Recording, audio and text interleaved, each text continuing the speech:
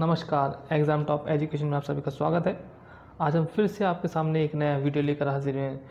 तो प्लीज़ जो भी लोग हमारे चैनल पर पहली बार आए हैं, प्लीज़ चैनल को सब्सक्राइब कीजिए और बेल का बटन ज़रूर दबाइए। तो आइए हम चलते हैं अपनी वीडियो की तरफ। आज हम राष्ट्र निर्माण की चुनौतियों का पार्ट 3 करने जा रहे हैं। इससे पहले हमने पार्ट 2 करा चुके हैं। इस वीडियो में हम उन सभी राज्यों के विषय में बात करेंगे जिन राज्यों को भारत में मिलाने में दिक्कतें आई थी।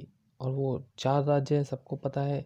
हैदराबाद है एक, दूसरा जूनागढ़ है, तीसरा कश्मीर है, तो चौथा मणिपुर है। तो इन्हीं 4 राज्यों के विषय में पढ़ेंगे कि किस तरह से इन राज्यों को भारत में मिलाया गया। तो आगे चलते हैं, वीडियो में क्या है। सबसे पहले हम बात करेंगे हैदराबाद रियासत की। ये हैदराबाद के निज़ाम है। हैदराबाद रियासत एक बहुत बड़ी रियासत थी जो 3 ओर से, एक तरफ से महाराष्ट्र से, एक तरफ से कर्नाटक से, तो एक तरफ आंध्र प्रदेश से घिरी हुई थी।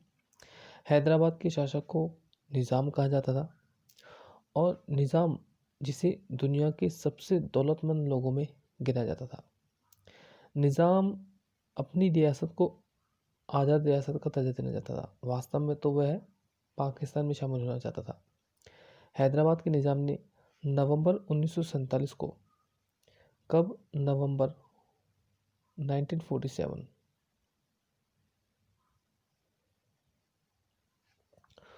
नवंबर 1947 को भारत सरकार के साथ यथास्थिति संधि पर हस्ताक्षर किए, यानी कि एक संधि पर हस्ताक्षर किए। भारत सरकार को विश्वास था कि हैदराबाद रियासत को बाद में भारत में शामिल कर लिया जाएगा आसानी से। लेकिन कुछ समय बाद हैदराबाद का जो निज़ाम था उसका जो झुकाव था पाकिस्तान की ओर काफ़ी ज़्यादा बढ़ गया था, जिसके बाद हैदराबाद के लोगों ने निज़ाम के खिलाफ आंदोलन छेड़ दिया था। इस आंदोलन को दबाने के लिए निज़ाम के द्वारा एक अर्धसैनिक बल को भेजा गया और इस अर्धसैनिक बल को रज़ाकार कहा जाता था। क्या कहा जाता था? रज़ाकार कहा जाता था। और रज़ाकार एक अव्वल दर्जे का सांप्रदायिक और अत्याचारी दल हुआ करता था। इन्होंने खास तौर पर गैर मुस्लिम बहुसंख्यकों पर, यानी कि गैर मुस्लिम संख्यकों पर अपना अत्याचार किया। भारत सरकार ने इसे देखते हुए हैदराबाद के निज़ाम के खिलाफ ऑपरेशन पोलो चालू किया और ये नवंबर 1948 को किया था। और इसके खिलाफ सैनिक कार्रवाई की ऑपरेशन पोलो के तहत, जिसमें हैदराबाद के निज़ाम को हरा दिया गया।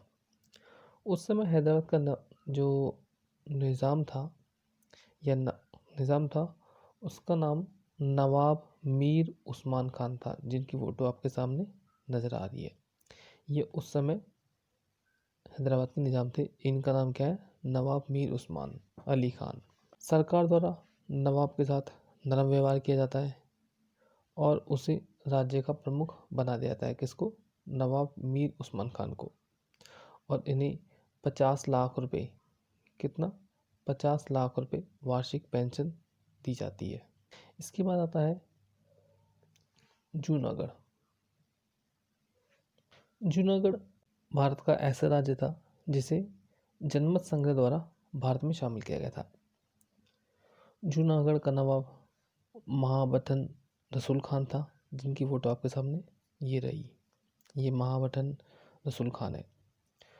तो ये एक मुस्लिम शासक थे। लेकिन जो इस राज्य की जो जनसंख्या थी, 80% जनसंख्या हिंदू थी। 80% जनसंख्या। जूनागढ़ का नवाब पाकिस्तान में शामिल होना चाहता, जबकि भारत की जो जनता थी, यानी कि जो हिंदू जनता थी, वो भारत में शामिल होना चाहती थी, जिसके कारण जनता महाबतन रसूल खान के खिलाफ एक जन विद्रोह कर देती है। क्या कर देती है? जन विद्रोह कर देती है। जन विद्रोह के कारण महाबतन रसूल खान पाकिस्तान भाग जाते हैं। पाकिस्तान में जाने के बाद दीवान शाहनवाज भुट्टो, क्या? दीवान शाहनवाज भुट्टो भारत की सरकार को आग्रह करते हैं और जनमत कराने के लिए कहते हैं। फिर जनमत संग्रह कराया जाता है और जनमत संग्रह में जनता ने भारत के पक्ष में वोट दिया और इस प्रकार जूनागढ़ को भारत में शामिल किया गया। इसके बाद अगला राज्य आता है कश्मीर, जो राजा हरि सिंह का राज्य हुआ करता था। राजा हरि सिंह यहाँ के राजा हुआ करते थे और आपके सामने राजा हरि सिंह की चित्र ये रहा या उनकी फ़ोटो ये रही। कश्मीर के जो राजा थे वो हरि सिंह थे और हरि सिंह ना तो भारत में शामिल होना चाहते थे और ना ही पाकिस्तान में शामिल होना चाहते थे। वह अपनी रियासत को आज़ाद रियासत रखना चाहते थे। लेकिन 22 अक्टूबर कब 22 अक्टूबर को पाकिस्तान द्वारा कश्मीर पर आक्रमण कर दिया जाता है, जिसकी वजह से राजा हरि सिंह भारत सरकार के सामने मदद के लिए आते हैं। यानी कि राजा हरि सिंह भारत सरकार से मदद मांगते हैं और 26 अक्टूबर 1947 को राजा हरि सिंह भारत के विलय पत्र पर हस्ताक्षर कर देते हैं, क्योंकि भारत ने उनसे कहा था कि भारत केवल इसी शर्त पर इनकी मदद करेगा जब वह विलय पत्र पर हस्ताक्षर करेंगे और इस तरह से कश्मीर भारत का हिस्सा बन जाता है। लेकिन 30 दिसंबर 1947 को लॉर्ड माउंटबेटन के परामर्श पर भारत ने कश्मीर मुद्दा संयुक्त राष्ट्र संघ में रख दिया और यूएन की जो सुरक्षा परिषद है उसने पाकिस्तान का साथ दिया, क्योंकि उस समय यह अमेरिका और ब्रिटेन दोनों के प्रभाव में था और अमेरिका और ब्रिटेन उस समय नाटो में शामिल थे और पाकिस्तान भी नाटो में शामिल था। इसकी वजह से उन्होंने अमेरिका और ब्रिटेन दोनों ने जी पाकिस्तान का साथ दिया था। अगला आता है मणिपुर रियासत। मणिपुर के जो राजा थे वो बौद्ध चंद्र सिंह थे। आज़ादी के चंद रोज पहले मणिपुर के महाराजा बौद्ध चंद्र सिंह ने भारत सरकार के साथ भारतीय संघ में अपनी रियासत के विलय पत्र पर हस्ताक्षर किए थे और उन्होंने ये विश्वास दिलाया था कि मणिपुर की आंतरिक स्वायत्तता बरकरार रहेगी। ऐसा भारत सरकार ने उन्हें विश्वास दिलाया। जनमत के दबाव के कारण 1948 में वहाँ चुनाव कराए जाते हैं, जिसके कारण मणिपुर की रियासत में संवैधानिक राजतंत्र कायम होता है। मणिपुर भारत का पहला ऐसा भाग है जहाँ पर सार्वभौमिक वयस्क मताधिकार के सिद्धांत को अपनाकर चुनाव हुए थे। तो कह सकते हैं मणिपुर भारत का पहला ऐसा राज्य है जहाँ पर सबसे पहले चुनाव हुए थे। और अब हम बात करते हैं राज्यों का पुनर्गठन निर्माण की।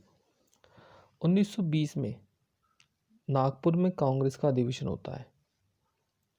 इस अधिवेशन में बोला गया था कि देश में भाषा के आधार पर प्रांतों का निर्माण किया जाएगा और प्रांतीय कांग्रेस समितियों को भाषा के आधार पर बनाया गया था। लेकिन विभाजन के बाद स्थितियां बदल जाती हैं। भाषा के आधार पर राज्यों के निर्माण के लिए सबसे पहले संविधान सभा ने एस के धर की अध्यक्षता में एस के धर की अध्यक्षता में 1948 में एक आयोग बनाया। लेकिन इस आयोग ने कहा कि राज्यों का पुनर्गठन उनकी भाषा के आधार पर नहीं होगा, बल्कि प्रशासनिक कुशलता के आधार पर राज्यों का निर्माण किया जाएगा। क्योंकि अगर ऐसा होता है तो देश की जो एकता है और प्रशासन है उसके लिए असुविधाजनक स्थिति उत्पन्न हो जाएगी।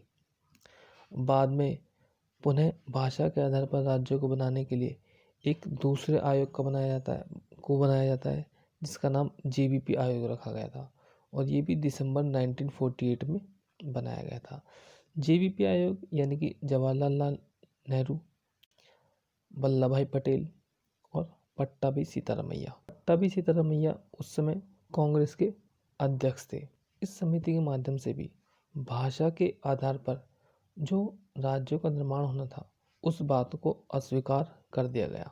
लेकिन तेलुगु लोगों द्वारा भाषा के आधार पर राज्यों के निर्माण के लिए 50 वर्षों से आवाज़ उठ रही थी और 19 अक्टूबर 1952 को कब? 19 अक्टूबर 1952 को। गांधी जी के जो करीबी थे काफ़ी, जिनका नाम था पोट्टी श्री रामुलु, ये अनशन पर चले जाते हैं और 56 दिन के बाद, कब? 56 डेज के बाद इनकी अनशन के कारण मृत्यु हो जाती है, जिसकी वजह से जल्दबाजी में और आनन फानन में एक राज्य का निर्माण कर दिया जाता है और उस राज्य का नाम था आंध्र प्रदेश। इसकी स्थापना 1 सितंबर 1953 में हुई थी। इसी के कारण एक नया आयोग बनाया जाता है जिसे बोला गया फजल अली आयोग। और फजल अली आयोग में बातें कही गई थी कि देश में भाषा के आधार पर राज्यों का निर्माण होगा, लेकिन उसके लिए प्रशासनिक कुशलता, आर्थिक कुशलता और राजनीतिक चेतना भी होनी जरूरी है। और 1956 में राज्य पुनर्गठन विधेयक को पास किया गया। कब किया गया था? 1956 में, और ये नवंबर का मंथ था। तो उस समय जो राज्य का पुनर्गठन का जो विधेयक था उसको पास किया गया था। इसके बाद देखते हैं वल्लभ भाई पटेल, जिन्हें भारत का बिस्मार्क और लौह पुरुष कहा जाता है। इनका जन्म 31 अक्टूबर 1875 में हुआ था। इन्हीं के जन्म पर राष्ट्रीय एकता दिवस मनाया जाता है, जो मोदी सरकार ने शुरू किया है। वल्लभ भाई पटेल भारत के पहले गृह मंत्री और उप प्रधानमंत्री रहे थे। इन्हें सरदार की उपाधि दी गई थी और वो बारदोली सत्याग्रह में इन्होंने महिलाओं का साथ दिया था और उनका नेतृत्व किया था बारदोली सत्याग्रह का, जिसकी वजह से महिलाओं ने सरदार की उपाधि दी थी। और भारत की 565 रियासतों को मिलाने का श्रेय भी नहीं जाता है, जिसकी वजह से इन्हें भारत का बिस्मार्क या लौह पुरुष भी कहा जाता है। वल्लभ भाई पटेल मौलिक अधिकार समिति, अल्पसंख्यक प्रांतीय संविधान आदि से संबंधित संविधान सभा की महत्वपूर्ण समितियों के सदस्य रहे थे। वह महात्मा गांधी के अनुयायी भी थे, यानी कि वो महात्मा गांधी के नियमों का पालन करते थे और उनके नक्शे कदम पर चलते थे।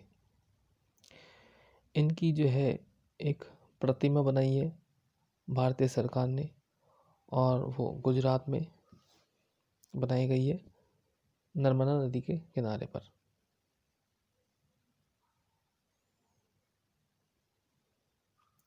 इसके बाद देखते हैं पोट्टी श्री रामुलु। पोट्टी श्री रामुलु ये गांधीवादी कार्यकर्ता थे। इन्होंने गांधी जी के नमक सत्याग्रह में भाग लेने के लिए सरकारी नौकरी छोड़ दी थी। व्यक्तिगत सत्याग्रह में भी भागीदारी निभाई थी इन्होंने। और 1946 में दलितों के मंदिर में प्रवेश करने के लिए इन्होंने क्या करा था? अनशन किया था। और 19 अक्टूबर 1952 को इन्होंने भाषा के आधार पर राज्य का निर्माण करने के लिए अनशन किया था। और 56 दिन बाद, उस अनशन के 56 दिन बाद इनकी मृत्यु हो गई थी, जिसकी वजह से आनन फानन में आंध्र प्रदेश बनाया गया 1 सितंबर 1953 को, जो कि भाषा के आधार पर बनने वाला पहला राज्य है। पोट्टी श्री रामुलु की मृत्यु 15 दिसंबर 1952 को हुई थी। आशा करता हूँ आपको वीडियो पसंद आया होगा। थैंक यू, आपने इस वीडियो को बड़े ही धैर्य से देखा। प्लीज़ वीडियो को शेयर कीजिए, लाइक कीजिए और एग्ज़ाम टॉप एजुकेशन को सब्सक्राइब भी कीजिए। धन्यवाद।